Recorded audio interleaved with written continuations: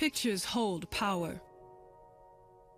This 2003 exhibit of photography by and about Somali youth in Minnesota was one of the first times the newcomers presented themselves and their lives in pictures. Decades ago, Minnesota's Gordon Parks went from being a volunteer photographer with the Minneapolis black newspaper The Spokesman to being Life magazine's first black photographer, and beyond, using the camera as a way to see the beauty and join the battle. But Gordon Parks was not St. Paul's first celebrated black photographer. May 5th, 1899. One of the best examples of progressiveness, ability, and business capacity is that of Mr. Harry Shepard, the photographer. Within the last decade, he has arisen from almost obscurity to the position of leading and most popular photographer of the city. Before the turn of the century, when the Plessy versus Ferguson decision made segregation the law of the land, Harry Shepard made a name for himself as an activist photographer with clients as varied as his skills.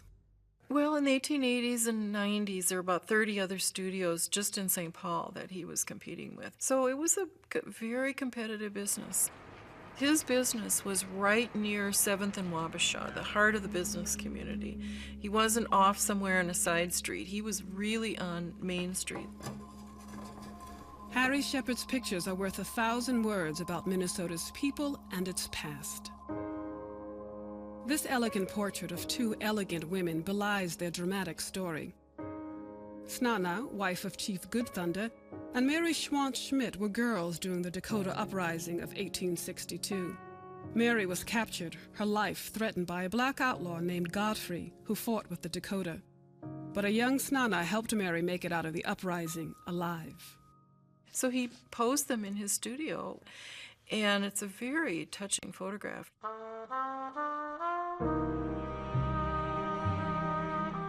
Shepard photographed everyday people for every occasion.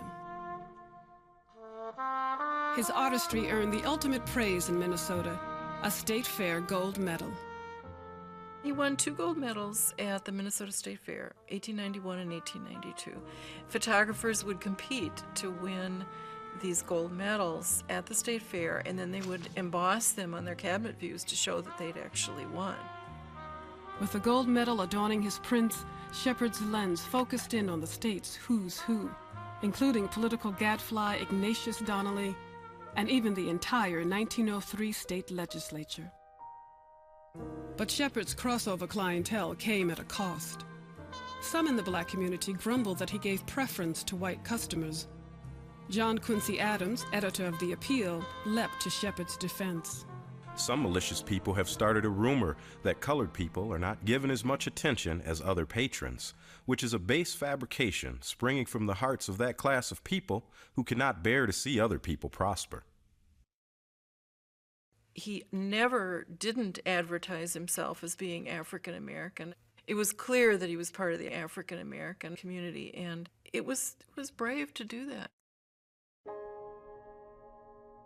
Regardless of color and customers, Shepard was, to use a term from the Times, a true race man. He was involved in early civil rights organizations in the Twin Cities. On more than one occasion, African-American icon Booker T. Washington stood before Shepard's camera. Harry Shepard realized his art could aid his activism. He has made a very thorough study of the history of the Afro-American in this country. The picture as a whole is titled Our Unsung Heroes, or the Men Whose Names Have Been Forgotten. In what sounds like Shepard's masterpiece, he created a dramatic photo collage of black struggle and progress. He and the state's first black legislator, J. Frank Wheaton, toured the nation selling their powerful posters and doing slideshow lectures on race issues. Even without being able to see the collage, it's clear it made an impact. The picture is large and very handsome, besides being of such historic interest, and it should adorn the walls of every Afro-American in the country. It must be seen to be fully appreciated. Shepard's powerful pictures caught the eye of emerging black scholar W.E.B. Du Bois and others as they prepared an exhibit of African-American achievements since emancipation. The display would be part of the American presence at the 1900 Paris Exposition. The appointment of Mr. Shepard is quite an honor and a compliment to his artistic ability. While on location in the South, Harry Shepard did more than take pictures of Southern blacks. He talked to them. And his radical tone was too much for the government-funded project at a time when violent segregation was tightening its grip on America. He had to be let go, much to the chagrin of the Minneapolis Afro-American Advance. We regret that Mr. Shepard has lost that fat position. Conservatism ought always to be the watchword of the lucky. Shepard shot back in the pages of the Appeal. If the Afro-American papers of this country are satisfied to fill their columns with frivolous matters while a portion of our brothers and sisters in the South are being kept in perpetual bondage, that is their business. I work along my own lines. If I fail, I am alone. I ask neither advice nor sympathy. A few years after the controversy over the Paris Exposition, Harry Shepard had moved on. For early photographers, barnstorming was a part of the business. Accounts from Minnesota's black press mention him working in Chicago, then in Seattle, where he published a newspaper. I think that kind of shows that he really did want to have a voice. I think he wanted to speak out and establish himself as a spokesperson. In the years preceding World War I, Harry Shepard's story starts to fade like an unprotected old photo. It's not clear what became of him. Fortunately, a few of Harry Shepard's pictures remain. These are vivid insights into Minnesota's past and the story of this black entrepreneur, artist, and activist who, like his work, is a portrait of progress.